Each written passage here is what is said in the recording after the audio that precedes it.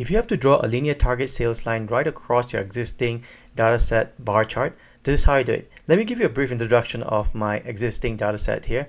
Okay, this chart here is actually derived from dates and total sales here. Now to include the target sale, what you do is that you highlight your target sales like this, Ctrl C to copy in a clipboard, then you select your bar chart, and then you Ctrl V to include the target sales as a bar chart here. Now to convert the bar chart into a line chart, what you do is right click on your bar chart here and you go change chart type.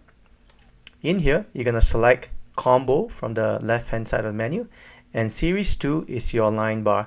So it's actually indicating line right now. I'm going to leave it as this and click OK, and it will draw a line chart for you like this.